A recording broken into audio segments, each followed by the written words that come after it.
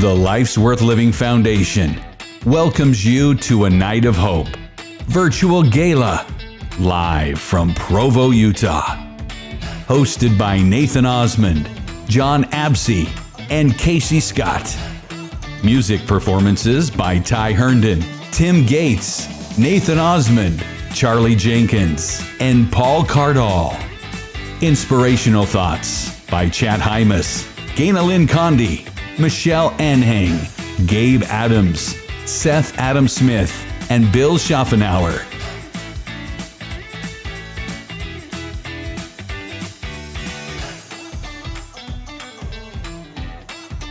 Hello, everybody, and welcome to Life's Worth Living, a night of hope virtual gala. Try saying that 3 times fast. I don't want to because I want to just get on with this wonderful night. We've got so many amazing guests tonight. You know, you say gala, some say gala, however you want to do it. Gala. Yeah. Potato, right? My dad used to have this thing he'd say, he says, you know the difference between a vase and a vase? What's that? $10. Yes. So if the difference of a gala and a gala is $10, that's what we want tonight because we're here to raise money for a wonderful cause, help out a lot of people, and talk about something that not many people want to talk about. It is a taboo topic. You know, suicide is something that most people don't want to talk about when we do. It gets a little awkward or sad, and it's a really hard topic, but every one of us here has been touched by this topic. You family members, friends we've lost throughout the years, and that's our whole point of being here tonight. We're here to save lives, and you can be part of that. This is a live event, so anything can happen tonight. So what we want you to do is share this broadcast.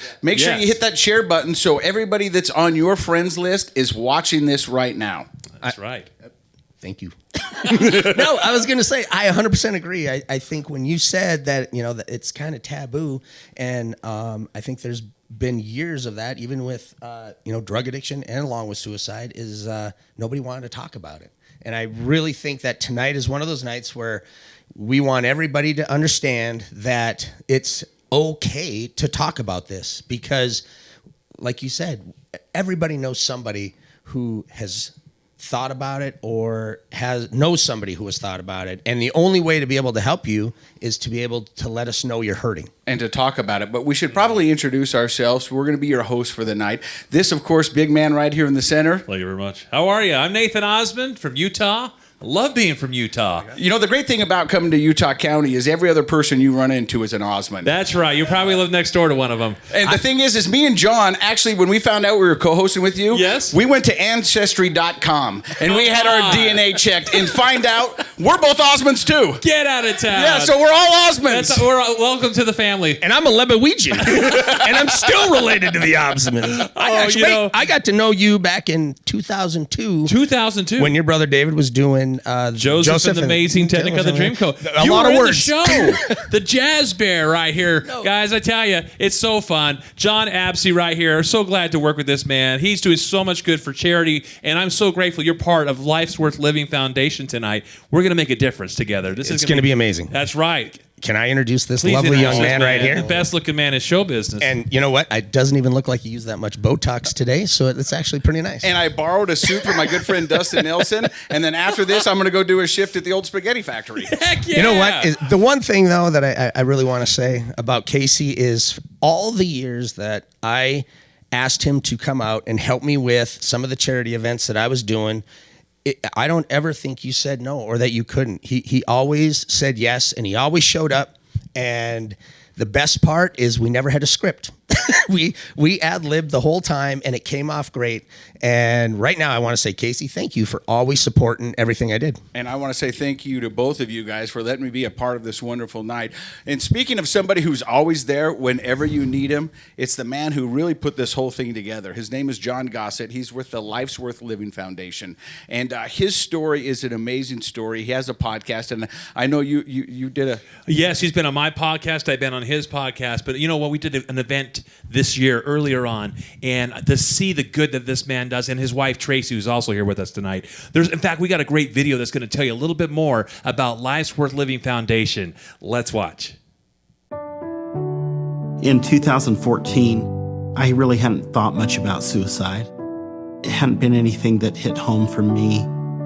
My youngest son, was a wrestler at Twilla High School, and we got a call on a Friday morning to let us know that one of his teammates had taken his life.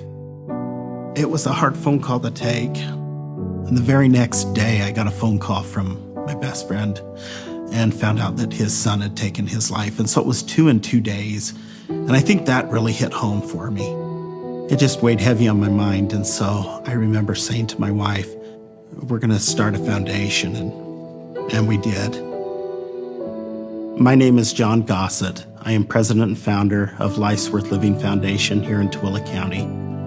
We have a threefold mission to raise awareness, educate, and prevent suicides here at home. We didn't have a suicide support group here where we live. And so we started one. We do it for survivors of suicide as well as those that are struggling with thoughts of suicide. First time we held one, I wasn't sure anybody would show up. And that night we had 15 people show up. 5 of them were suicidal. What's been interesting to me is in 5 years of having that support group, they're still coming. They're wanting to be there to be a support to somebody else, and I think that's the coolest part. The biggest thing that we're trying to do is to make a difference where we live. We decided it was important to address our veterans. We're losing 22 veterans a day to suicide.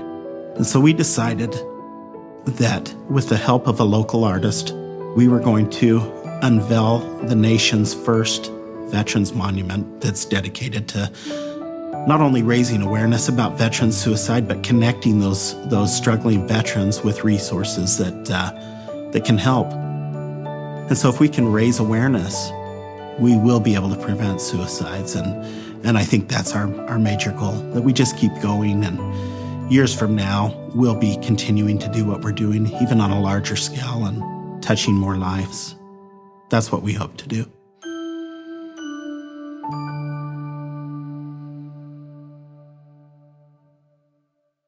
I cannot say enough about how amazing that video was, and so everybody could learn a little bit more about life is worth living.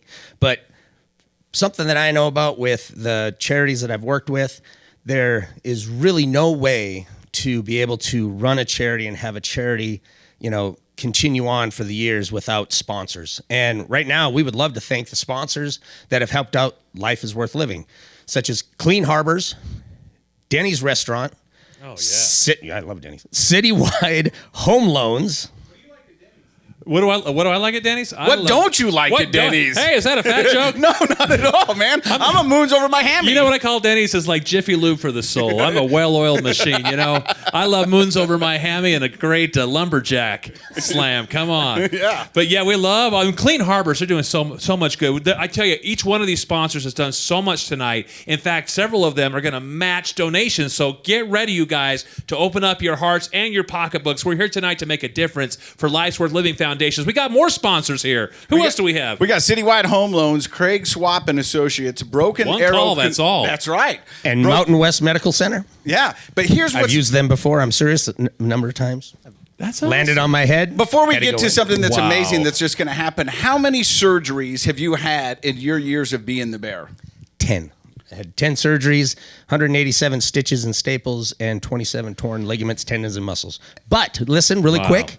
There's a but. He's a real cut-up, folks. Do you guys see what's flashing on the screen right there? What is that? Something just in. Get out of town. This just came in. This is America First Credit Union. They just donated $2,000 to Life's Worth Living Foundation. Let's give it up. America's First Credit Union. And here's Thanks, the thing. you guys. If you're sitting at home, you're watching this, you're preparing for a wonderful evening, you can help out right now. You can donate. There's something scrolling along the bottom of the screen. You can donate a Venmo at Life's Worth Living, or you can text LIFE to 435-294-3317. That's right. It's right there on the lower third, down at the bottom of the screen there, folks.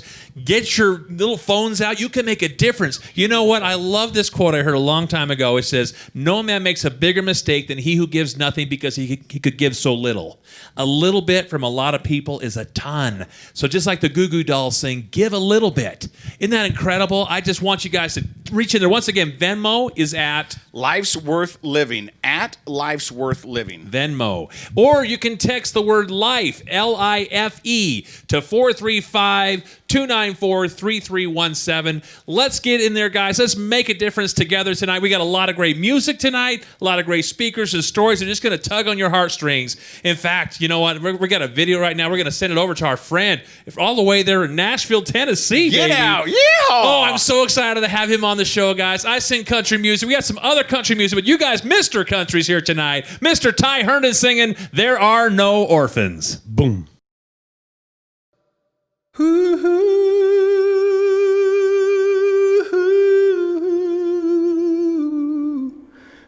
here among us has not been broken?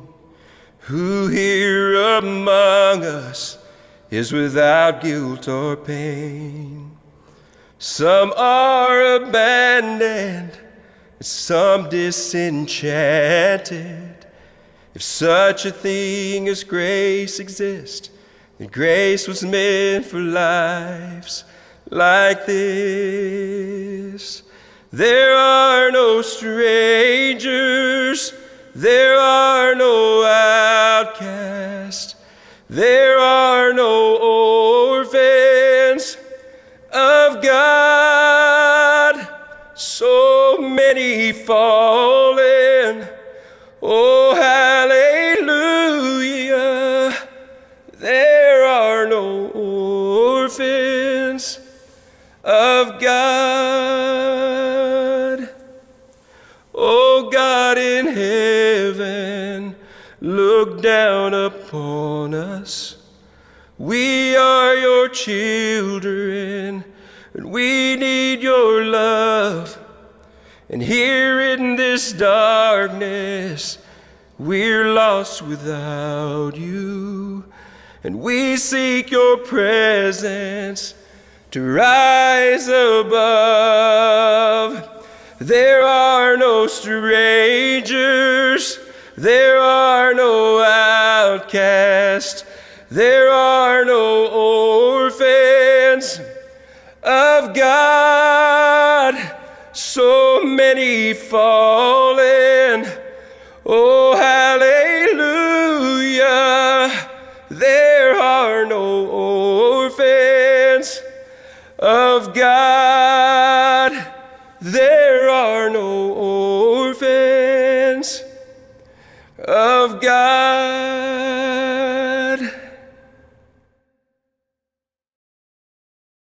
Thank you, Ty. That was beautiful. Holy cow.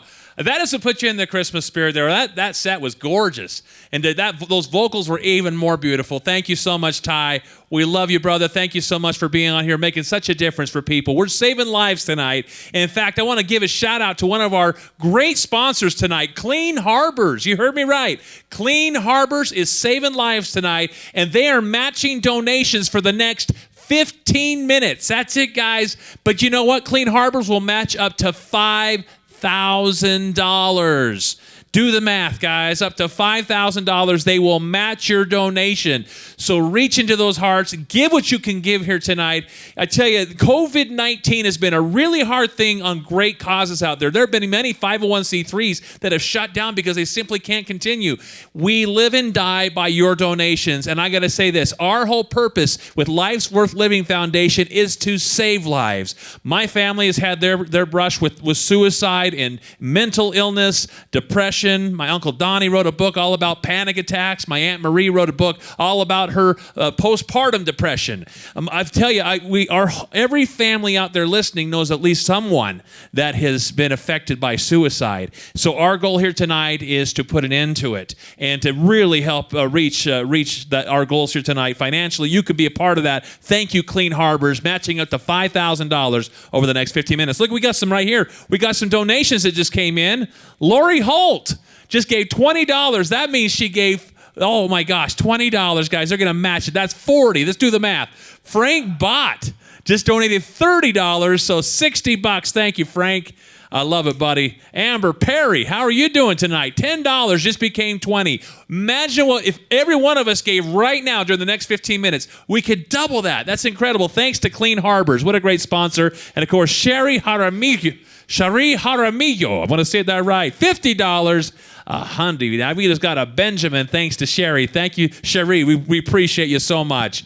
And we got so much coming up here, guys, tonight. But we want to go ahead and introduce a really incredible man. I had the chance to interview him on my podcast called Achieving Awesomeness Now. And this man is sheer awesomeness. You know, his life changed when he became a quadriplegic like that. Oh, he was out on his elk farm. In fact, he's out there tonight. And he's joining us here. The man has world records. He's gone so many miles, driven all the way to St. George, Utah. If you know Utah, you know how far that is.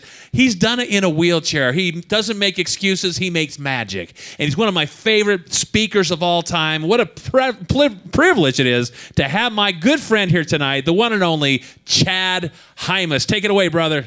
Hello, good evening. My name is Chad Hymas, and I have the pleasure of speaking to you tonight during our Night of Hope Gala.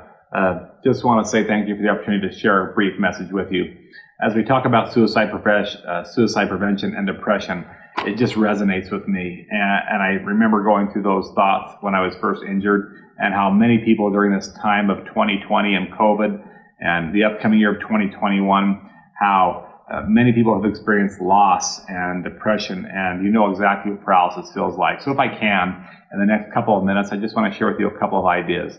The first idea is one that was shared to me by my father, and that is when I was pronounced a quadriplegic, my dad asked me to focus on what I still had.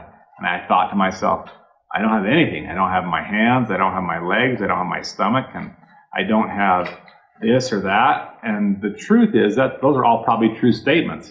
But my dad asked me to not focus on those losses and focus on what I still had. And I said, what do I still have? And he said, well, you have a wife out in the waiting room waiting to talk to you. You have beautiful children, you have good shoulders, and you still have a good head on your shoulders. So while sometimes the things that we have might seem minimal, I'm going to ask you to focus on the things that you still have in your life and not on your losses. Do not put a big number on your losses.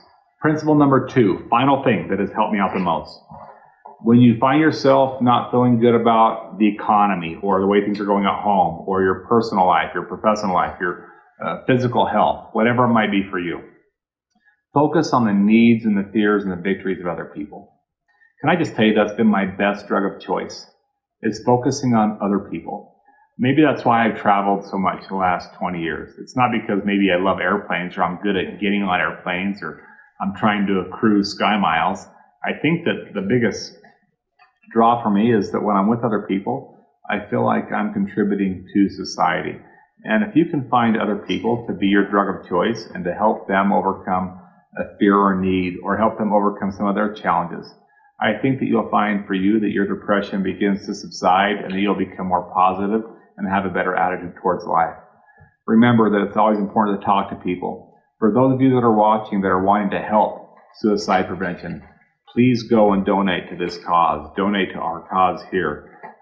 Donate to Life's Worth Living, and follow them on social media and help us out with whatever you can. God bless you guys. Enjoy your holiday season, and we will see you again soon. Wow, what an amazing story, and what a tale of perseverance Chad is. I mean, he really is proof that life is worth living. So Chad, thank you very much for sharing your story with us. And we also want to say thanks to some of our donors right now. Absolutely. We've got Linda Pearson. She donated $30. Now we're still on the match. Right. So that means it's actually 60. And Craig Plucker, 25. Which is 50. Jeff Sweet, 20. 40. Todd Sylvester, 100. 200? So if we add that all up together, you take off your shoes, you use your feet. I just need to say, okay, so earlier, when I was trying to add up, because there were some other donations that came in, and I was trying to add them up, and I screwed it up. And you blamed your Catholic upbringing. I did, actually. How sad is that? I'm sorry for everybody out there. But right now, we are looking at $350, and that includes the matches. That's amazing. Right. So pull out your phone, grab Venmo, and at Life's Worth Living, and you can donate money right there, and the match is continuing to go. But you're reading up on our next guest. What did you find out about Mr. Seth Adams Smith? Seth Adams, man, he's an amazing, amazing individual. He is a YouTube phenom and an author. I mean, put it this way, he's done more in his life than I could do in 3, That's and not very inspirational.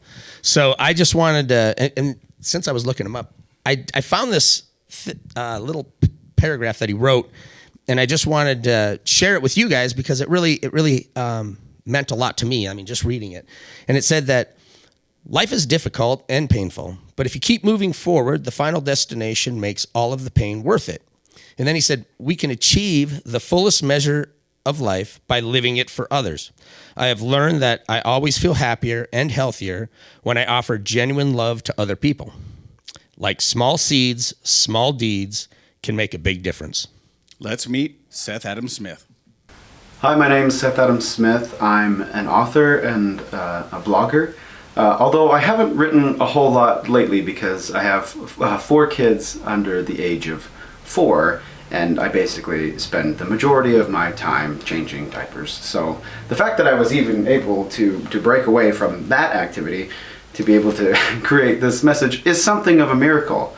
And speaking of miracles, I am truly grateful for the work that Life's Worth Living Foundation does. In particular, the work that Jon does to tirelessly and selflessly help all those people who are struggling with suicidal thoughts and feelings. Now, in my early 20s, I was someone who severely struggled with suicidal thoughts and feelings, and I would have ended my life as a result of those feelings had it not been for a miraculous turn of events and really a miraculous rescue on the part of my brother Sean and my dad, and then my family and friends as they rallied around me afterwards.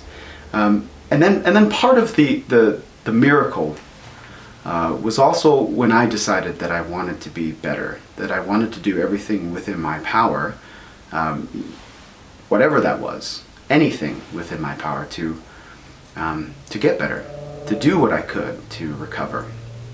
And that is when my life really started to change, when I acknowledged that I did have some capacity and some power to affect my own life, to see a therapist, to take some medication, to talk about things and correct some things that I was doing in my life that weren't right. That was when things really started to change, when I realized that I did have some power in my own life to make changes. The next part, or the next phase of my life that really light started to pour in was when I decided to do something in regards to suicide prevention. That happened in 2013 when my wife encouraged me to actually share my story of my attempted suicide and my eventual recovery. And that story, I guess, went somewhat viral online. It was picked up by the Church of Jesus Christ of Latter-day Saints, which I'm a member of the church, and they produced a video from that story called "Sitting on the Bench." So my story is actually shared in the latter half of that video, and then later, about 2016, I was hiking the Grand Canyon. I love hiking. I love what it can metaphorically teach us about life, about the hike and the hardships that we experience in life. But so I'm always out there hiking. I'm always out there doing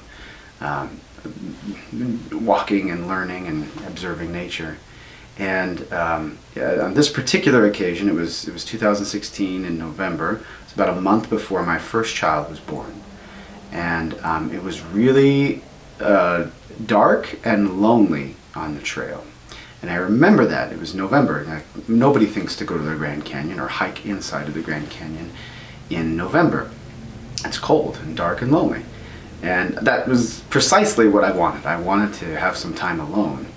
And I remember hiking that trail. It's about 11, 12, 13-hour hike, depending on how many breaks you take. And it was a long hike. And I remember not seeing anybody on that trail. And I loved it. I was grateful to be alone, to have that time alone. But I remember having that thought over and over again, that I was alone, no one's here. But as I reached the summit, the sun was setting, it was getting really dark. And as I reached the top the hike, I looked back on the trail sort of to, wow, look how far I've come, and look at that. And I could see down, really far down into the path, and there were these tiny little lights hiking along the trail in the Grand Canyon. And that struck me that I wasn't alone on the Grand Canyon. I wasn't the only one hiking. I wasn't the only one experiencing that. And that struck me for a few reasons. I realized that none of us are truly alone in the hike in life, right? We all carry within us a certain light. And as we move forward in life, we tend to think, particularly when it comes to depression or suicide, we tend to think that we're alone, that we're walking this path alone, but we're not. We're not alone. But there was something else about that really struck me, seeing that light in the darkness. There's something else that struck me, and I couldn't quite figure it out. But I remember thinking, getting the thought, the impression that this is important. You have to remember this, Seth. This is very important, this light in the darkness.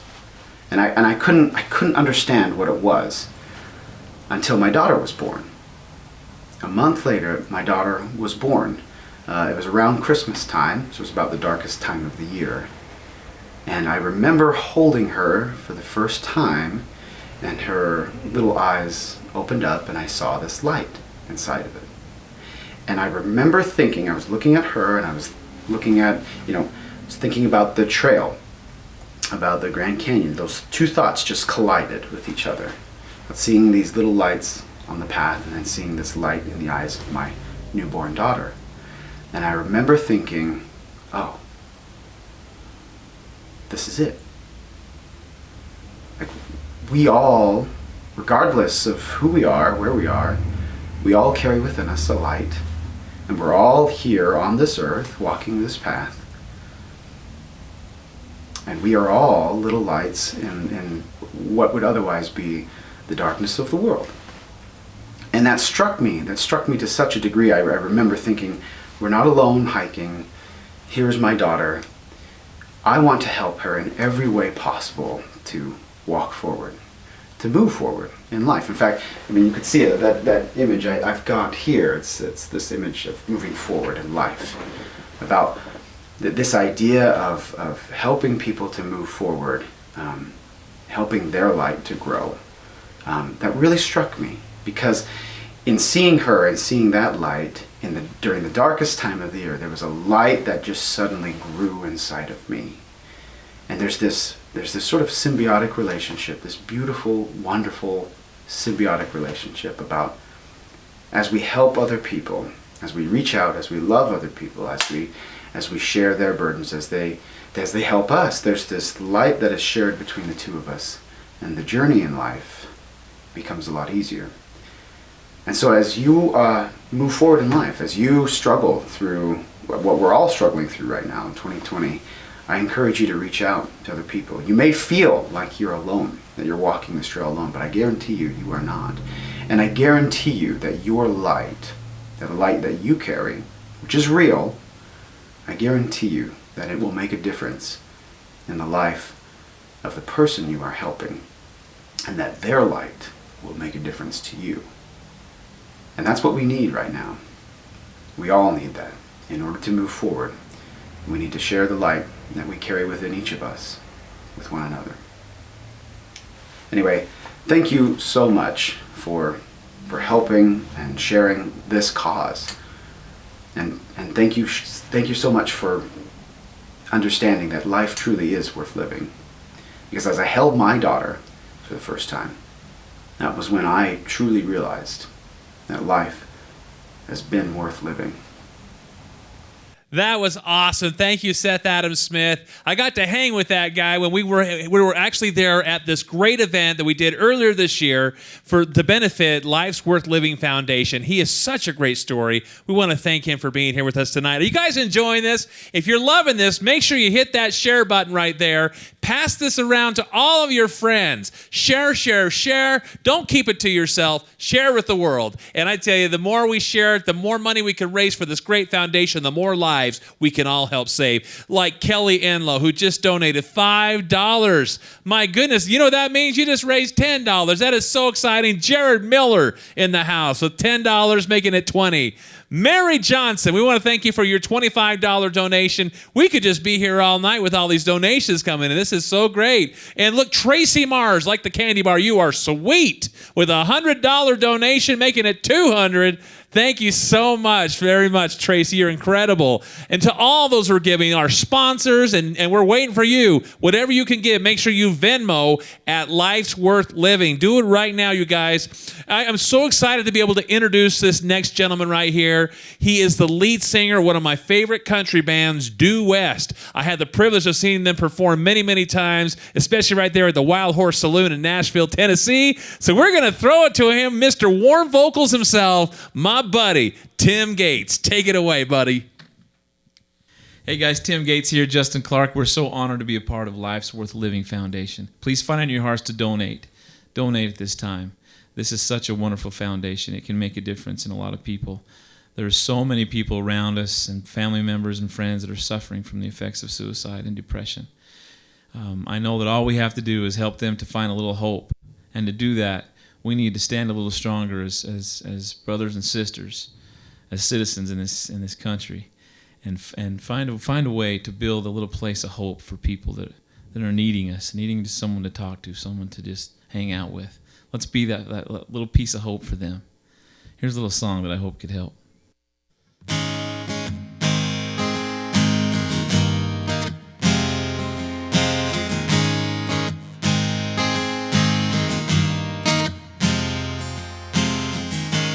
Emptiness can find you and trap you in it, can tear you up and knock you down till there's nothing left but fear.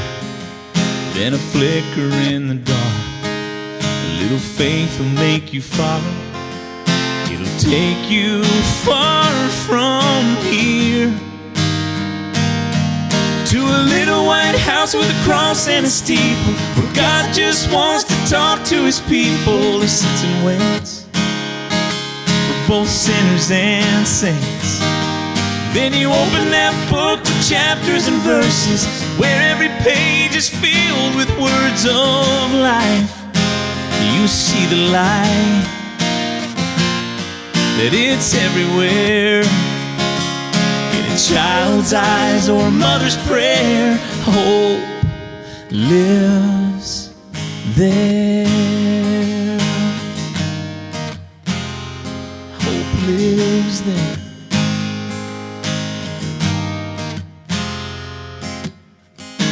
Trust in him, it's the only way to make it in this world full of doubt. When you're facing the unknown, just another footstep down the road less traveled, you'll find you're not alone. 'Cause there's a little white house with a cross and a steeple, where God just wants to talk to his people. He sits and waits for both sinners and saints. You open that book with chapters and verses, where every page is filled with words of life, and you'll see the light, that it's everywhere, in a child's eyes or a mother's prayer. Hope lives in a desperate heart, in a father's arms, no matter where you are. You don't have to look that far. There's a little white house with a cross and a steeple, where God just wants to talk to his people.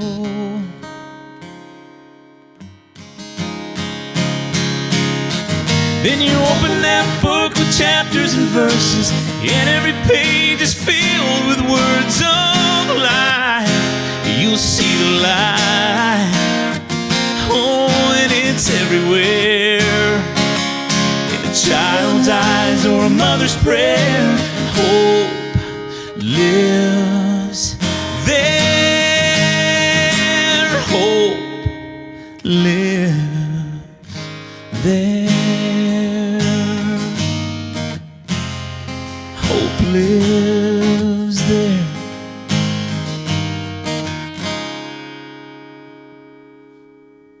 Amazing. And if you really like the sounds of Tim, you can find him performing now weekly down at the Ebenezer Bar and Grill, and that's just right outside of Ruby's Inn down there by Bryce Canyon. If you're trying to escape the COVID and stay with the family, that's a great place to do it, and you can hear more of Tim Grant. He's amazing. He is amazing, and I've been smiling up here trying to act. I'm trying to be Nathan and an Osmond because it's in my blood. You know on the that. count of three, give the best Osmond smile you can. Ready? 1, 2, 3. Is that working? Yeah. Because if you got Osmond cash, that's how you smile. Dude, and you know what was awesome? Is it just like kicked in. I didn't have to think about it. Sometimes I ask myself, what would an Osmond do? And then they would just smile because you're an Osmond. You won the talent gene lottery if you're an Osmond. It's just amazing. You could literally kick their dog.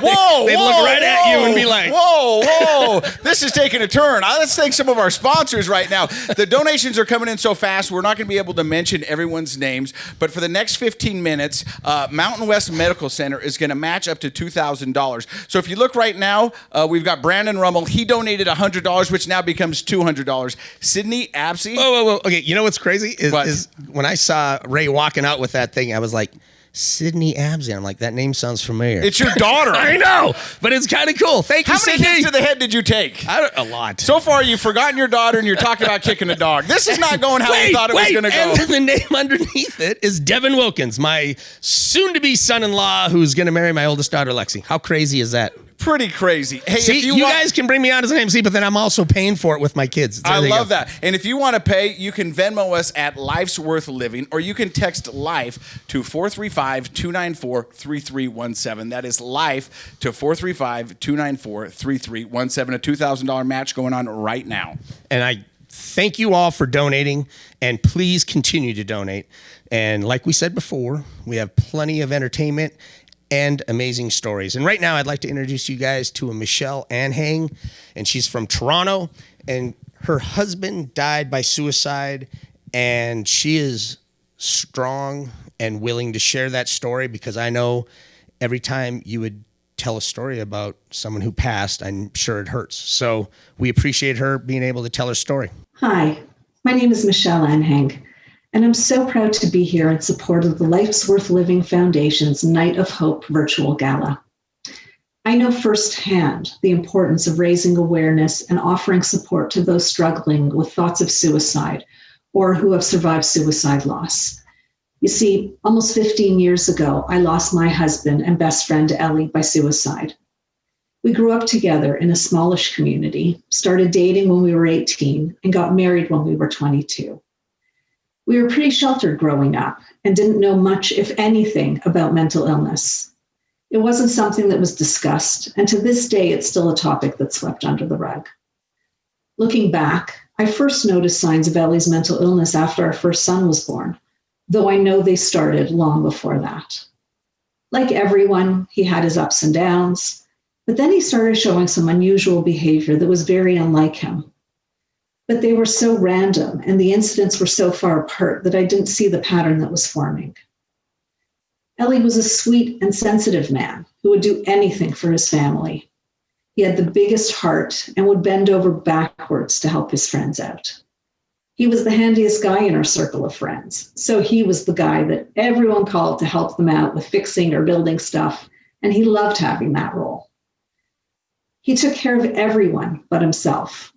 He did a great job at hiding his illness until it became too much for him.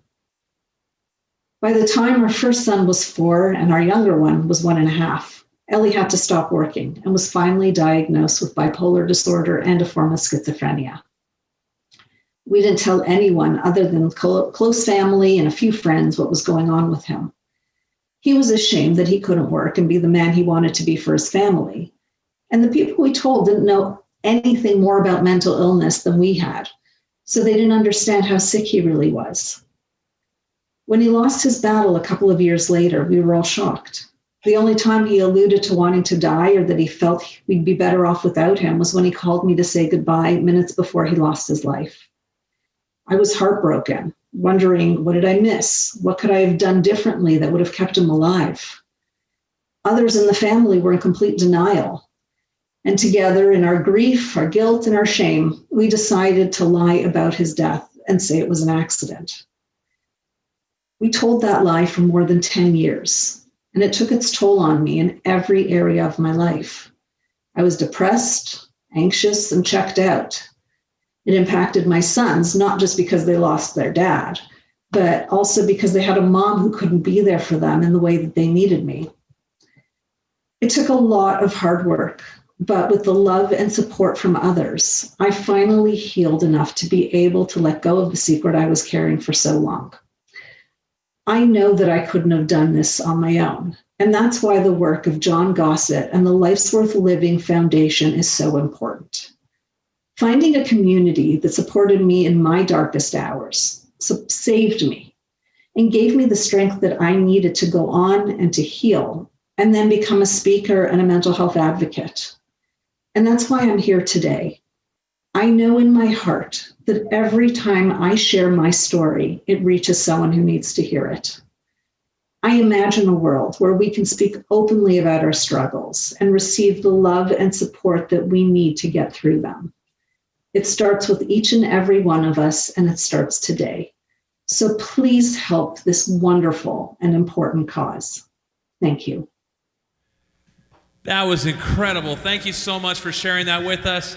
Are you guys enjoying this? I tell you, I can tell you are because you're getting involved. I got Kay Beanie right there, just donated $20. Julie Meeks, $100.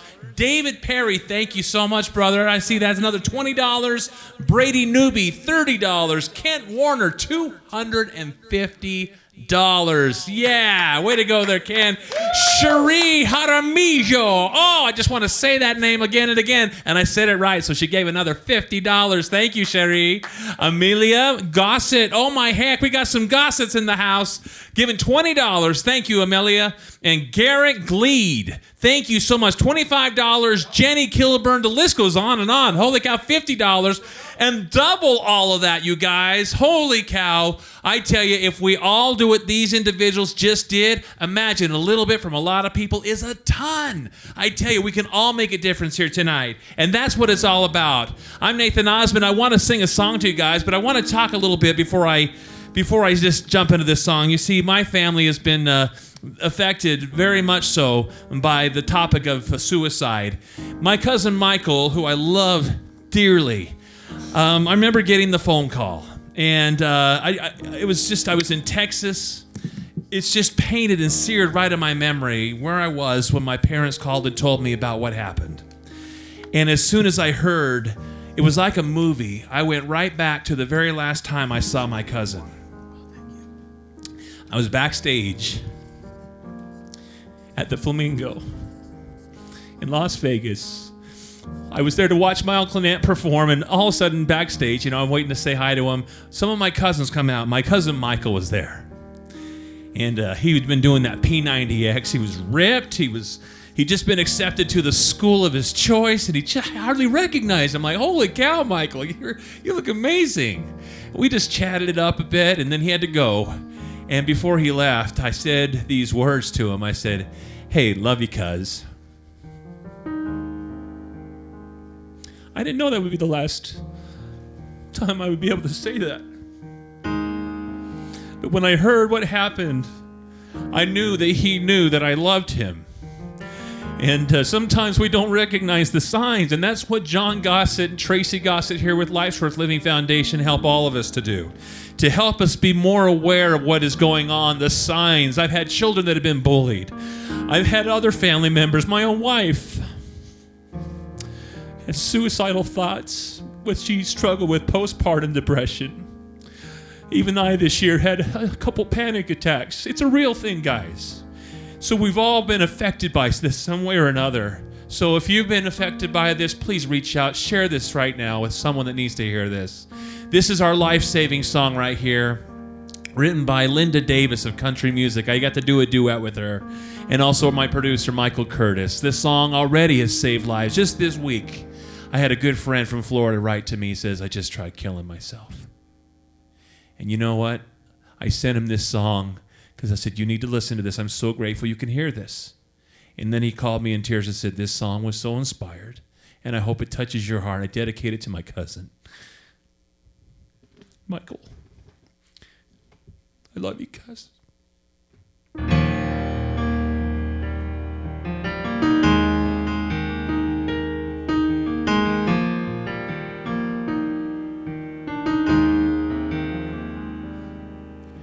She was beautiful, so picturesque, surrounded by family love and happiness. But blinded, she couldn't see those things an angel meant to fly went and clipped her wings. Don't go there, no, not that far. God will come and bring you home right where you are. Just reach out, you're not alone. There's nothing that you've done that you can't come back home. When you hear those demons call you in the midst of your despair, oh, don't go there. He was a soldier, a decorated vet, who couldn't get past the wounds of war and his regrets.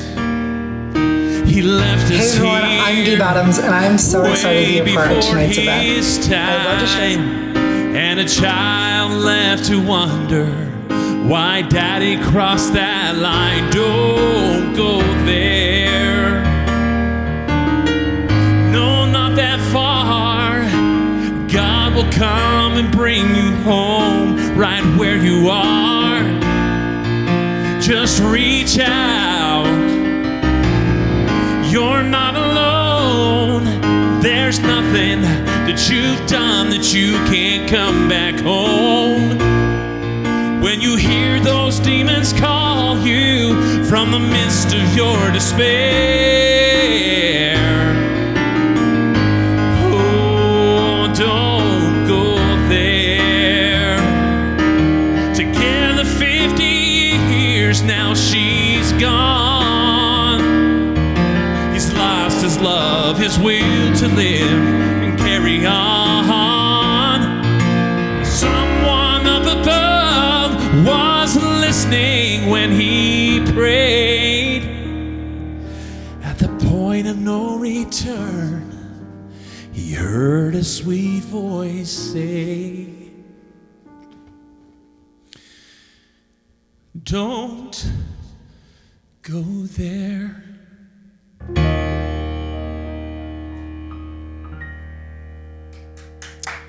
Thank you. God bless you. Thank you. And honor all those we've lost. We will see them again. I just want to thank everybody, and I'm so excited to introduce my buddy. I also brought him on my podcast. I met him thanks to this great foundation. Did you know that he just recently walked the runway at New York Fashion Week? Oh, man, this guy's one of the best dancers you'll ever see. And you know what? He's a songwriter, too. And on top of that, he was born with no arms and no legs, and he can outcook me any day in the kitchen. So I'm so grateful to introduce to you, and a true inspiration, my friend, Mr. Gabe Adams. Hey everyone, I'm Gabe Adams, and I'm so excited to be a part of tonight's event. I'd love to share a story with you about somebody that I know. His story all started a few years ago when he was abandoned in a hospital in Brazil by his own birth parents because of his physical appearance. Luckily, his story traveled all the way to Utah, and a family ended up adopting him 9 months later. Flash forward to another 13 years later, and he became fiercely independent and was able to do pretty much everything on his own. But like many of us know, when you go to junior high, it's a big pond for some little fish, and sometimes some mean fish. And when he got into high school, those same mean fish followed him and told him the exact same thing that they had been telling him for years, and that was that he should just go kill himself, and that he was useless and that nobody liked him. Well, one night with eyes filled with tears, he grabbed a rope and a stool and wrapped the rope around his neck and jumped. You might think that his story ended that night, but it didn't. It just began. I am that 16-year-old who tried to take my life. But luckily the rope broke and I fell to the ground, and there was a voice in my head that said, "You're not done yet. You're not done yet. You have so much more to give and so much more to do. Your life isn't about you. It's about what you can do with it for other people." If there is anybody that is struggling with depression or suicide, I want you to know that you are not alone and that it gets better. There are people there who will love you and support you no matter what. I'm now 22 years old, happily engaged, and I have accomplished so many things mentally, physically, and emotionally over the last few years since my attempt of suicide. And I am so much happier, and I have so many people around me that love and support me along this journey. And I know that not every day is easy, but together it can be a little bit better. And God doesn't give us anything that we can't handle, because life is tough, but so are you, and you can get through it. I want to thank you guys so much for letting me be a part of tonight, and remember to keep your head up so your crown doesn't fall off. Know I needed tonight until I got here, because all these stories, I mean, even with Osmond, I mean, I'm just inspired everywhere I turn. This night is exactly what we need right now. And if you're watching this, please hit the share button. The more people we can see on this, the more good we can do. 100% agree. Gabe, I've actually been able to see Gabe perform, and I still remember the one time when he went out and sang the anthem. And I remember watching him drive out onto the court, and I've just never seen child at the time, because it was that long ago, but somebody be able to go out and be so confident with, what was coming up, even though, with being in a wheelchair and with his disability. But it was just amazing to see him perform, and I remember everybody standing up and giving him a standing ovation for the anthem. He's amazing. And speaking of amazing, we want to say thanks to some of our guys that reached in deep to give donations. Jeff England gave us $1,000, and for the next 15 minutes, that is going to match that with $1,000 from Citywide Home Loan. So Jeff England, thank you, Citywide, appreciate that. $1,000. Kelly Rush, she gave us $7.50. Now you're thinking to yourself, what does $7.50 do? That's now $15 because of the match, and $15 will go a long way. Dana Shepard, she gave us $25. Brandon Ronberry gave us $10, and we got Krista Main, she gave us $50. Now go ahead. I just saw the name on that last one and I'm sorry, I just need to say, so Amber Newby donated $20 for her daughter Camry. And the thing that makes me want to is I've worked with Camry. I mean, when I was Bear and stuff, I got to meet Camry, and I know the family. And it's just, thank you very much. And I love you, Ambry, and I love you, Cambry, and the Newbie family and everybody. Brady, so they're amazing people. And speaking of amazing people, you're standing next to one right now. And anytime you've ever called them, does Charlie, do you even know how to say no? Yes. You know when he said no? I got a time, and I know this is a show like that, but let's be careful. I know. Let's be careful, John. I do have a time. But first off, I want to say when I saw his name on the list of people that were going to be here, I was like, of course Charlie's going to be here. But I remember we were out doing a show, and I have to say that every time I've asked Charlie to do something, like you said, he's always there. Even when we went to Kadoka, South Dakota. Yes. That's a place? It is a place of about 500. It's a tiny town. That's pushing it. But this is how cool it was. You were awesome. He packed up his tour bus and a trailer and loaded all of the stuff into the tour bus and the trailer, and we drove all the way out to Kadoka, which is a 12-hour drive. Right. And I remember sitting there, and I was in one of the bunks in the back in your bed, and all of a sudden I hear singing, and I open up the curtain, I look, and it was the coolest thing, you guys. All his band sitting around him, Charlie driving, and they're playing their instruments, and he's singing. And I had to get out of bed or the bunk, and I went over and I sat, and it was just, I was in awe, because here they are just driving along interstate and singing just amazingly. And then we got to Kadoka, And I don't even know if I should. I'm going to say it anyway. So I kept saying, hey, Charlie, let me buy you a drink. So when you guys said, has he ever said no? He said no. Thanks for keeping it PG. I appreciate that. And if you've never had the chance to hear Charlie sing, you're in for a treat right now. Charlie, what are you going to sing for us? I'm going to sing a song called Hero at Home. This song, I lost my father to cancer. And one of the things that I took away from my father, and one of the last lessons he gave to me, that is life is precious, and he fought every step of the way to stay with his family and with his kids, and to me it just showed that you just don't give up, because life is worth living. It's worth living, absolutely. And he taught me some very valuable things, and that was probably one of the last things that he taught me. So I share the song every chance I get, just because I want to make sure that his memory is alive. But also, there's part of this song that I'll go into a third verse talking about our veterans.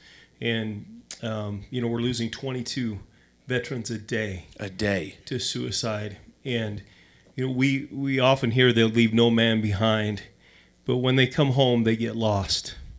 And they're not found until it's too late. And it's important for us to recognize them and also recognize what they're battling, because I have not been in that situation before, so I can't really comprehend. But I know that there's professionals and people that can, and these individuals, they deserve that for what they've done to protect our freedoms and liberties, so that we can have nights like tonight. I agree. And as a matter of fact, since you were talking about veterans, well, first off, really quick, I just want to say, I want to give a shout out to your father, because he raised a hell of a nice man. I'm telling you that right now. And I'd hug him right now, but I'm going to hug you instead. Oh, there you go. We've had lots of those. Yeah, we did. That's for a whole nother story. Yes. But I just want to say I have been introduced, and I've known this man for a long time, but his name is Vince Vargas. And when you were talking about veterans, he was in the Army. He still is in the Army.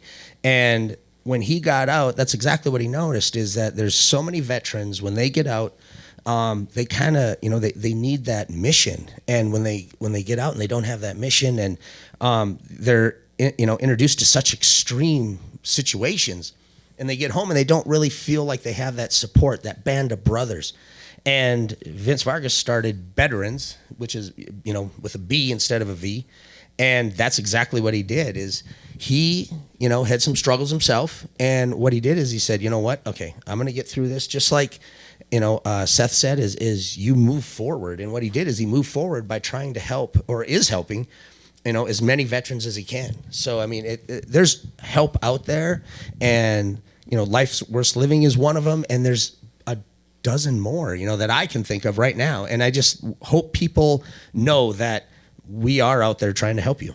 And we want to hear what you do so well. So give it up, everybody, for Charley Jenkins. Thank you.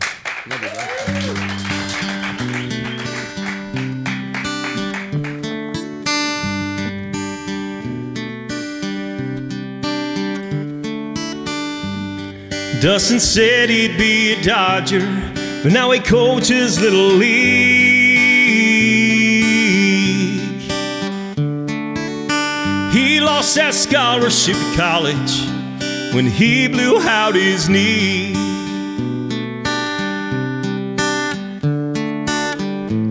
Still he tells the boys they're winners as long as they've had fun. Loads them up in his Suburban and buys pizza for everyone.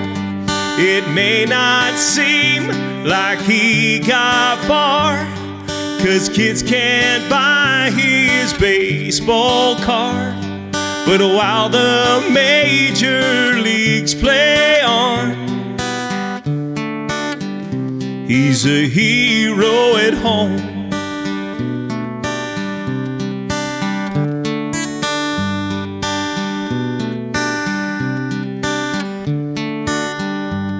Daddy's dreams were never bigger than the roads of our hometown.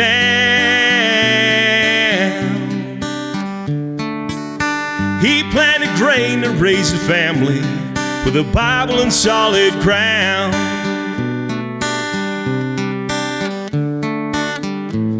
The only thing he ever wanted, watch his crops and children grow. But an angel came and took him way before his time to go. It may not seem like he got far, died half a mile from where he was born, but the man he raised wants him to know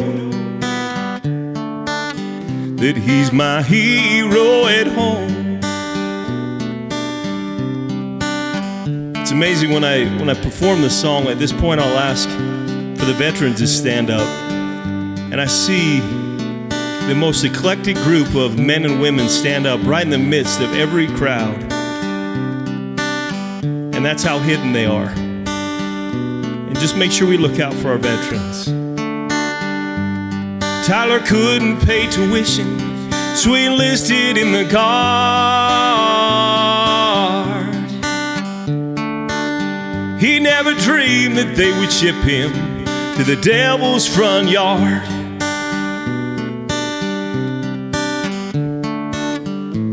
In the midst of all the action, he was just another name. And who's gonna miss a private when so many died that day? It may not seem like he got far, a folded flag and a purple heart, but every time that flag is flown, he's a hero at home. Hero at home. Thank God for heroes at home.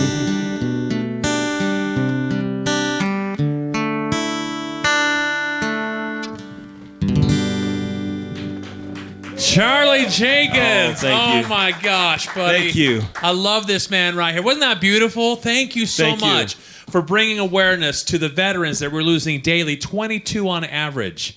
You and I love to help our troops. I had a chance to travel around the country one time and had to stand at the gravesides of Gold Star families, and we were raising funds to build a statue and a memorial and honor those from the Gulf War up to the present, including PTSD. Because we're losing more to suicide than we even are in combat. It's a real thing. Mental health is a real thing. Whether it's with all these comfort animals, these dogs they have that are helping, that are saving lives. There's help out. There's great organizations. In fact, talking about statues, the Life's Worth Living Foundation has an incredible statue in Tooele, Utah, that they have put up in honor of our troops. I've seen that. It's amazing. Hats off to this foundation and to all of our men and women in uniform. One more hand. Charley Jenkins here tonight. Thank you so much. A true American hero right here. Awesome. We appreciate you being part of this tonight, you guys. And I'm just so excited to be able to introduce our next presenter here who's going to share her story. And just like my family, the first time I got word about my cousin Michael, who I mentioned, I got a Facebook message. And it was from some strange lady who said, "Your cousin's going straight to hell." And I said, wow, I didn't know that God was a friend of mine on Facebook. Delete. You know what? Some people can be so insensitive when it comes to these times. And I tell you, this lady right here coming up here, she's going to share a story that has affected her family and how they've got to come out here tonight to share hope. This is a night of hope, you guys. And I'm going to share some more stories, but she's got an incredible one right now. Please welcome here to our great gala tonight, our friend Ganel-Lyn Condie. Hello, I'm Ganel-Lyn Condie. I'm so thrilled to be a part of this night of hope. Grateful for the opportunity to talk about hope. For me, it's a really personal word. It's a subject that I've wrestled with over the last 6 years. 6.5 years ago, my beautiful, talented, loyal, and passionate sister, Meg, died by suicide. And since then, after speaking to audiences all over the world over 1,200 times and writing in numerous books, I've come to understand that the subject of suicide, depression, anxiety is a subject we all are relating to in some way. Either we struggle ourselves or we love someone that struggles. Or like our family and many others, you've lost someone. That death of suicide is a crazy what if in the wake of it for those left behind. And so I love the opportunity to virtually share and connect around this subject. For me, hope has taken on a new meaning. It's no longer a feeling word. It's much more than that. It's a plan B. What do I mean by that? Well, my sister, Meg, she was amazing. She loved to do road trips. Once you were her friend, she loved you forever. She could play basketball, me not so much. And she loved a good party, a dance party. So at her funeral, we had one. She had amazing therapists and great friends and family. She had a church community. In many ways, over the 40 years of her life, as she battled against anxiety, depression, addiction, learning disabilities, and the effects of abuse, she grew to have a support system around her and tools to access. But like many with mental health issues that are chronic especially, there's an exhaustion of the soul that can set in. Friends, for me and for so many out there, hope has to be a plan B. It has to be something more than just a feeling, because we don't, depending on our circumstances, necessarily wake up every day feeling hopeful. And so I love the idea of choosing into the plan B. That means plan A didn't work. And if you're listening to this and you're wrestling with another plan B or C or D or F or G, and you're all the way to the end of the alphabet and you're starting back over like my sister Meg often did, I invite you to stay in your body. I think the saddest part of suicide is that the person that passes in this way believes that we would be better without them in many ways and gets discouraged and exhausted by the pain. And my life is not better without Meg. Every day I feel her message in my soul to share. And so I hope that if you're listening to this and you're wrestling with the idea that we would be better without you, I hope you know, first and foremost, we will never be better without you. So I invite you to come up with a plan B. Plan A didn't work. And so maybe as you're wrestling with ideas, you've tried therapy, it didn't work. Try another therapist. For me, it's the little things each day. It's the sleep, the exercise, the music I listen to, the friends I connect with. It's the therapist, and sometimes it's medication, and sometimes it's even beyond that. Sometimes we need great intervention and support to maintain the hope. We all need messages of hope, and we all need permission to mess up and start again. And so I hope more than anything, in honor of Meg, that you will know that you matter, that every single person has a light within them. And when one is gone, it is a loss for the world. I hope that you feel that hope is so much more, that it's an option in, not a feeling you just have to hope comes upon you. I hope that you feel of this message tonight. And then an idea comes to your mind so that you can add one more tool to your toolbox. I think more than anything, I've spent the last 6.5 years trying to share messages and write books and be in places where I can talk about these subjects in an authentic way, because they affect all of us. It's not some other part of the population that deals with these issues. It's all of us. We all find at times that we hit the wall and we hit the ceiling and then we hit another wall. And it's usually when I'm in that place that a friend reaches out and connects with me and gives me the encouragement. And so I hope that I can be that messenger of hope for you tonight, and that you will know that we will never be better without you. If you, like our family, has lost someone to suicide, I hope you know that no matter what we do, we can love and we can influence, but ultimately we can't save anyone. That's the big lesson I've had to wrestle with over the last few years, and I still wrestle with it at times. For me, God is the only one that can save, and I can provide comfort and influence others with love and hope, but I can't save anyone. And so I know in the last few years, I've had to come to peace, and then I have to readdress those feelings and triggers again when the grief bubbles up to the surface, and I play over in my mind the replay of the stories of Meg's life and what more I could have done. I think there's too many that we lose. And more than anything, I believe that we all matter, the broken and the unbroken, because really we're all broken. We all have those parts of us that we wish we could fix. That's why I try to get a pretty big toolbox with all my hope plan Bs in them. And events like this are so great because I usually get ideas of, oh, I could add that to my toolbox. Christmas music for me is an all year long plan B. It's what I use to turn up the light. Right now, you can't see my ring light, but if I turned it off, it would be darker in this space. And yet I have a little controller here to turn up the light as it gets dark. We can't eliminate the dark, but we can make choices to turn up the light. And I hope this event, words that are shared tonight, and the music that's shared will turn up the light for you. And that is my hope for each of you. Thank you, Ganel-Lyn. That was an incredible story. I tell you, suicide affects every one of us, and we just appreciate you being so brave to share that story, and bringing awareness is so key, isn't it? That's why we're here talking about this. Opening up the line of communication and talking about something that so many people consider taboo is what this is really all about, and that's what Life's Worth Living Foundation does. Yes. They've got so many different resources. They've got a podcast, they've got a webpage, they've got a Facebook page, and that's what we're trying to do is just open up a line of communication. Because how many times, if you've lost somebody to suicide, would you like to have one more word with them or have one more experience? Oh, everybody. Plus, the other thing is everything is volunteer.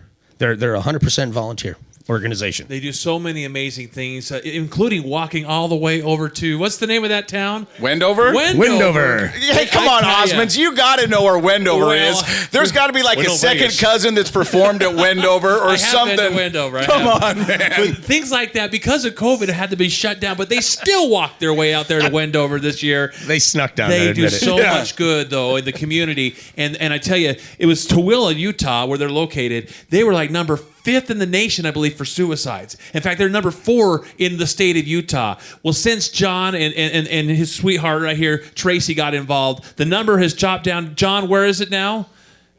21st in the state, from 4 to 21st. This is one of the best foundations I've ever found that is saving lives with resources and everything else. That's where your money's going tonight, folks. It's helping to save lives, literally. And when you think about it, you might say to yourself, but I'm just one man. What can I do? How can I make a difference? There's one man and his beautiful wife, Tracy, Jon Gossett, who has made a difference. And you can make a difference tonight by donating. And right now, Broken Arrow Construction is going to match donations up to $1,000. So Lisa Beck, who just donated 30, now becomes 60. Rainey Hunt, who donated 20, becomes 40. And Shelly Roberts, her 20 is now 40. So she is making a difference. That's incredible. Thank you so much to all of our donors out there tonight. And we want to thank also Rock Canyon Studios for hosting us here tonight. Thank you, Rock Canyon Studios, right here in Provo, Utah. Now, I want to do something real quick. If I can switch you spots real quick. Let's do it. Okay. Let's do it. Watch this. If you look at it now, we're the AT&T bars.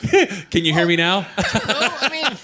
I just slouch. We got so much better reception right there. And your hair kind of I'm slouching too, but I've been carrying you for 20 years. No, there's a lot of truth in that, I will say. Yep, there is. There's the truth. You know, I'm just trying to figure out how you guys are not hot. That's what I'm trying. Because that's why you took your coat off. I do know that the Osmonds must have definitely money because the heat in here is cranking. Yeah. Well, it kills the COVID. Hey, we want to do something really cool right now because we want to introduce somebody who really means a lot to you. Yes, Paul Cardall. Talk about a guy that can play keys. This guy has music in his DNA. And you know what? He is the recipient of a heart transplant. But you know what? When he was in the hospital, had just lost his brother. He's going to tell an incredible story here. He, the next day, while he's grieving, receives a heart donation from a young man, a 19-year-old boy, who took his own life. His heart carries life through Paul, and he has got such an incredible song called Life and Death. So with that, we turn the time over to Dove Award winner, my dear friend, Paul Cardall. Hi, everyone. I'm Paul Cardall, and I'm so humbled and honored to spend a few minutes with you on the telethon and talk to you about my experience in relation to suicide. I am not an expert in this, but I am a recipient of a suicide. You see, beating in my chest is the heart of a young man who on his 19th birthday registered to be an organ donor. The scar underneath there is his heart. It's beating away. It's not my heart. It's his. And I think about him every single day of my life. In fact, we named my second daughter, who wouldn't have even existed had he not. I was put on a heart transplant list, waiting for so long. I didn't know if I'd ever survive or ever live, you see, because I've been fighting my entire life to live, just to stay, to be here, because I was born with only half a heart. Within less than 24 hours, a surgeon flew in from California to Utah named Conrad Jensen, and he operated on my little heart. My parents took me home, but the doctors said, be careful because we don't think he's going to live very long. Be prepared. This is how I was raised. I was told by parents who have a lot of faith in their religion, have a lot of faith in God, that, you're in God's hands and you might die. You might not grow up. You might not live to be an adult. You might not ever get married, have children. And yet, when I finally was in heart failure and fighting to live, that's when I knew that the only way for me to live was for somebody somewhere. See, this is what was hard, to accept the fact that the donor heart going in my chest was a son, could be a brother, a father.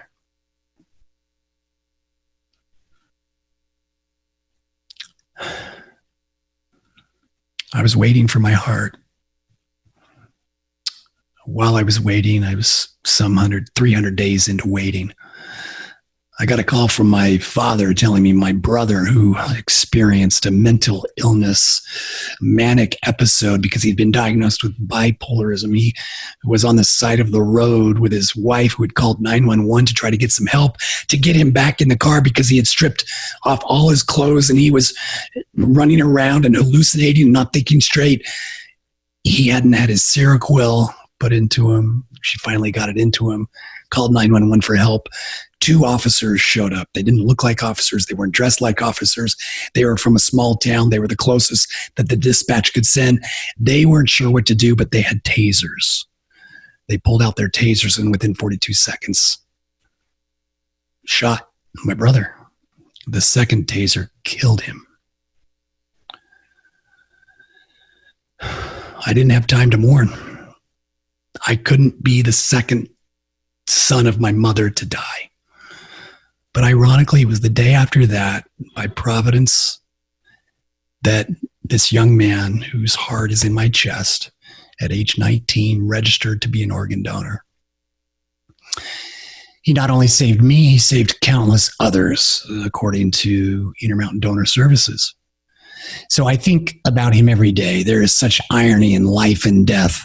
We don't know why these things happen, but what I do know and what I can assure you of is that life is worth living. And sometimes when we lose people, they've just gone to another place.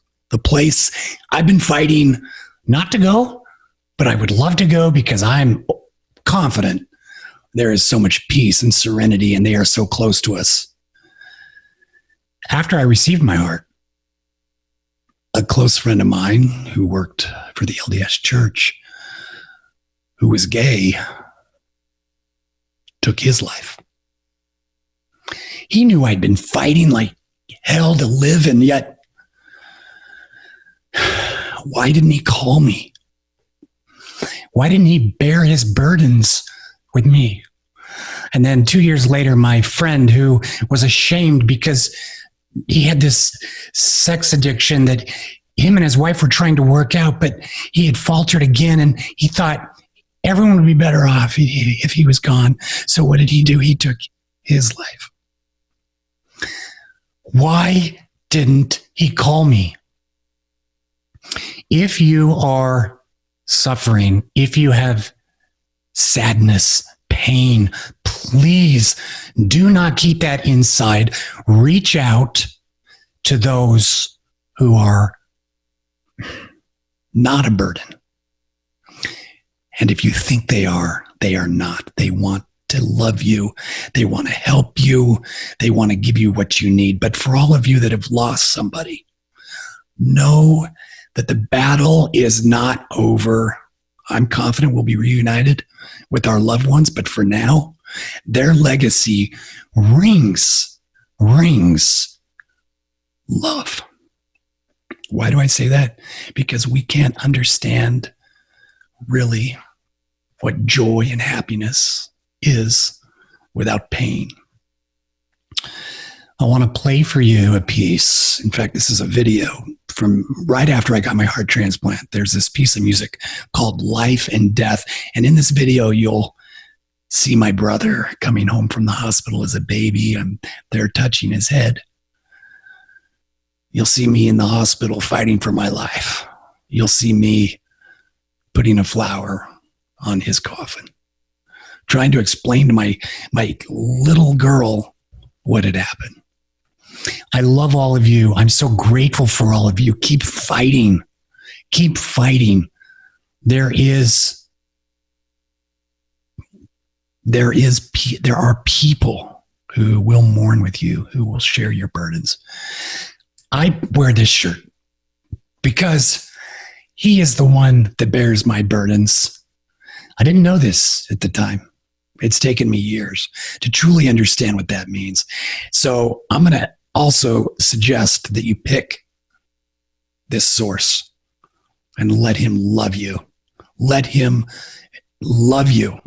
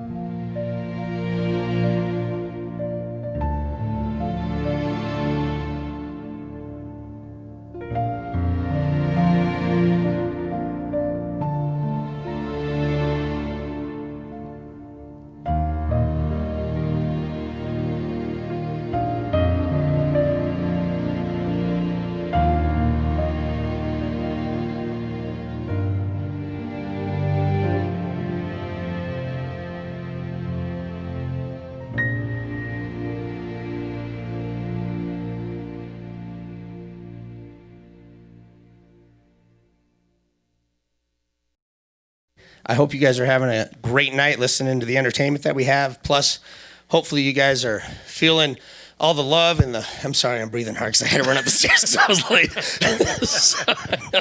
But I just love everybody here. And I just hope that everybody is feeling the love in here tonight with all the stories and all the people that came out and shared from their hearts. And with that, I am fortunate enough to be able to introduce a very good friend of mine that I met out for coffee one night. Well, one day. Technically 20 years ago. Oh my heck, I totally forgot. Yeah. So I didn't even realize it. So about 20 years ago, almost about 20, 18 maybe, 18.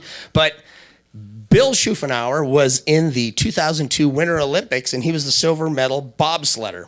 And I got lucky enough to be able to put him on the back of my bike, drive him out to the court, and he was able to get a standing ovation and hold his medal up. And when I met him out for coffee, we didn't even really realize that we did that together until we kind of started talking and getting a little bit more deeper into it. Well, of course, because I didn't know who you looked like. I was looking for the bear the whole time, and you and I met, and then was introduced by a mutual friend. I was like, wait a minute, you brought me out on the Harley back in 2002. Yep, and it was awesome. I mean, seriously, because I still get chills thinking about the crowd when they stood up and how they cheered. It was amazing because you represented America and what you did. But the thing that's really kind of interesting for me is because once I started talking to Bill, I started learning more about him. And I mean, other than the fact that you're a very large man, I mean, that's why I keep touching him. I'm just like, you're so large. And, I mean, seriously, I got to tell another story. So we were sitting there, we were rooming together out on the road. We were doing this thing. And I remember I walked in and he was sleeping. Well, let's preface. We were out on the road doing a Harley trip with the guys. But I walked in and I looked on the bed and I just see this mass of human sitting, and I'm just like, man, I hope he doesn't walk in his sleep and club me. But the thing that's interesting to me, though, Billy, is when I met you, is learning more about your story and the fact that you were an Olympian and you were at the top of your game, and you won a silver medal, went on to win multiple other medals, and then when you got done, and like you told me, is you kind of felt like you know, like a normal person. You didn't have that high. And I know everybody thinks that, oh, you know, suicide and it's only certain people, or, you know, it's just me, but it happens to everybody. I've heard it over and over and over again, from athletes to veterans who are out saving our lives and representing America. And I just, you know, want to hear that story that you told me again, because it really is impactful to know that this can affect anybody.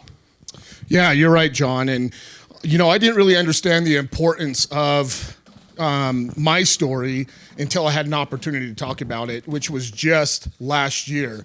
And, you know, what happened is when I retired from the Olympics, I went through a severe bout of depression, which led also to alcoholism and eventually suicidal thoughts. And in December 3rd of 2016, I attempted to take my life. And, you know, for 8.5 years, I was the guy who thought this was only happening to me. I'm by myself. Nobody's experienced this. I came from a victim mentality and just thought I was all alone in the world.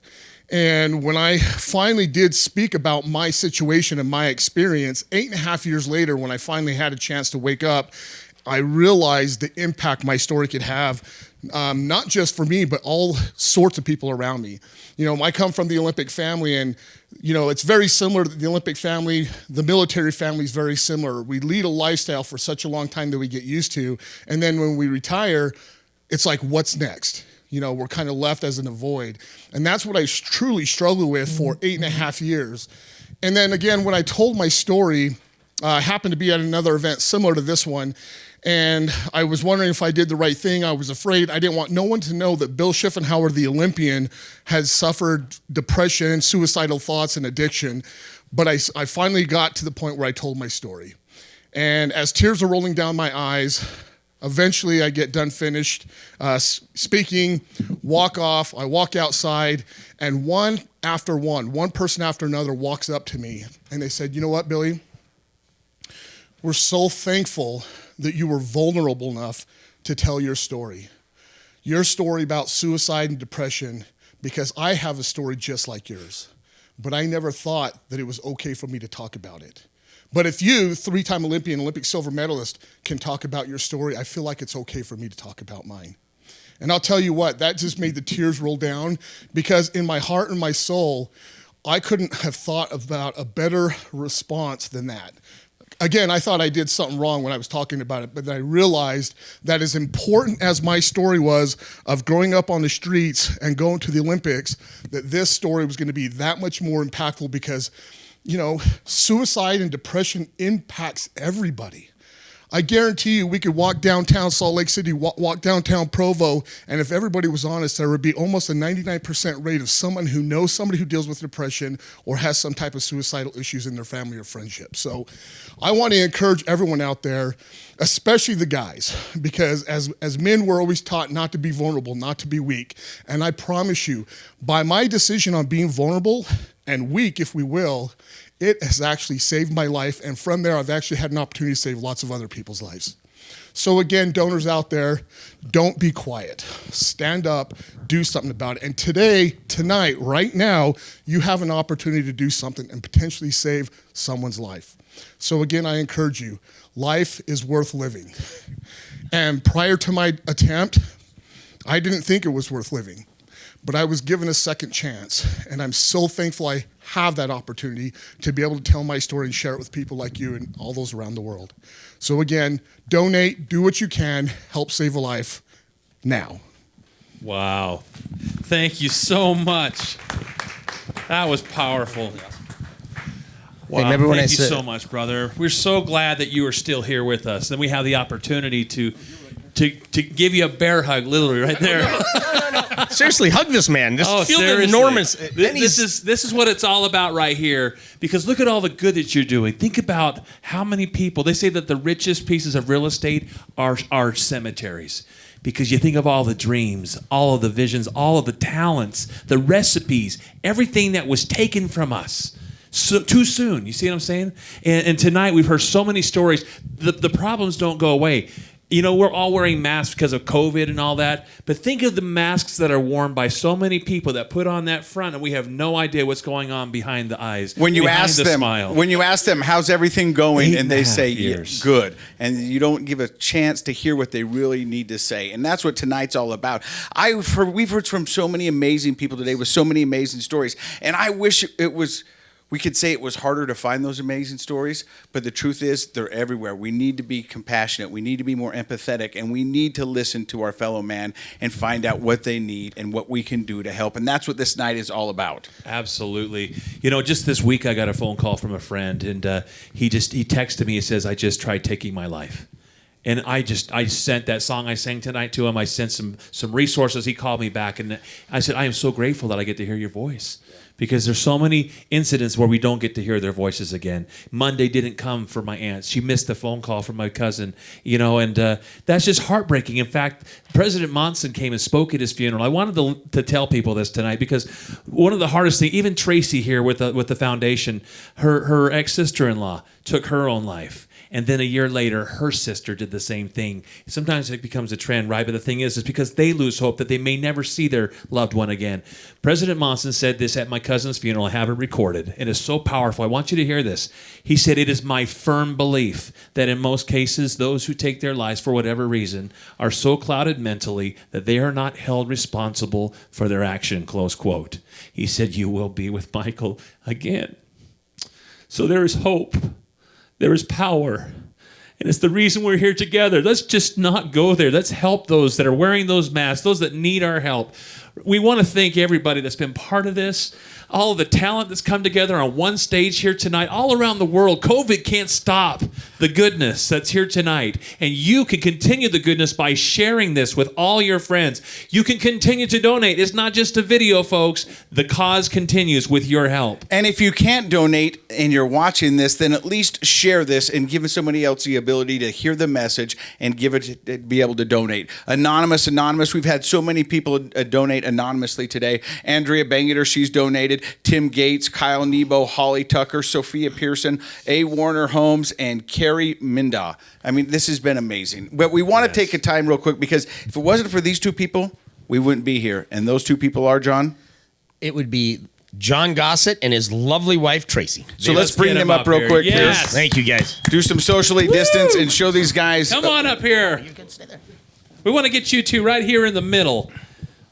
Oh, this foundation was started by these two individuals, and I am so grateful. You called me out of the blue, John. I'm so grateful I picked up. I usually don't.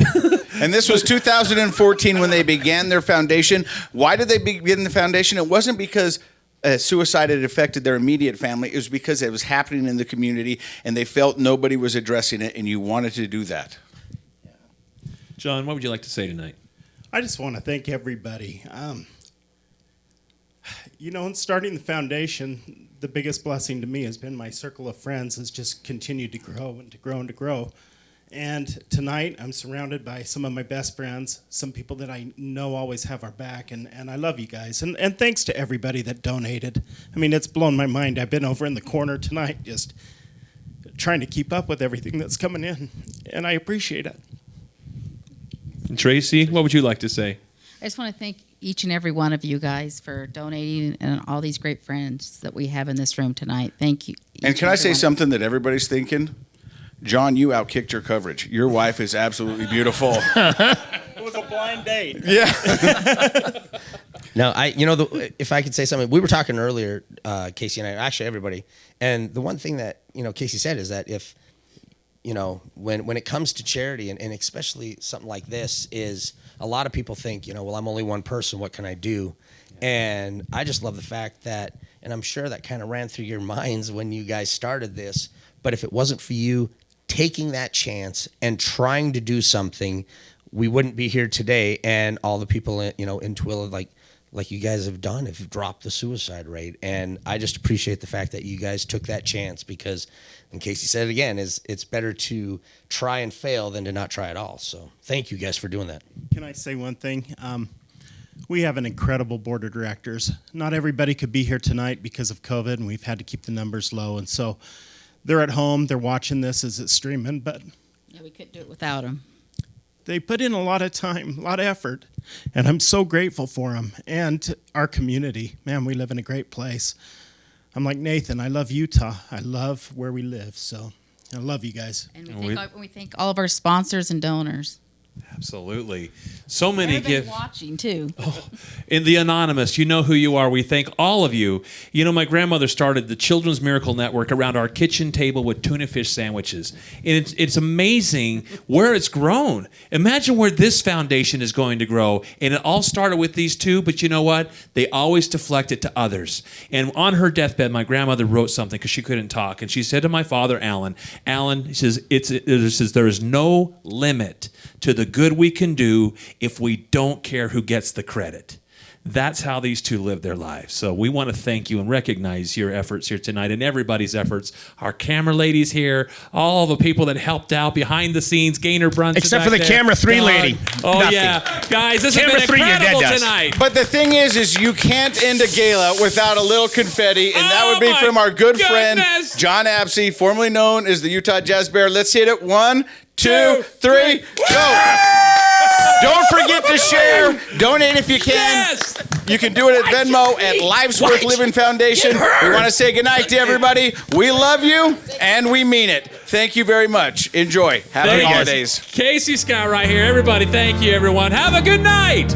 Oh, don't go there. He was a soldier, a decorated vet, who couldn't get past the wounds of war and his regrets. He left us here way before his time, and a child left to wonder why Daddy crossed that line. Don't go there, no, not that far. God will come and bring you home right where you are. Just reach out, you're not alone. There's nothing that you've done that you can't come back home. When you hear those demons call, midst of your despair. Oh, don't go there. Together 50 years, now she's gone. He's lost his love, his will to live and carry on. But someone up above was listening when he prayed. At the point of no return, he heard a sweet voice say,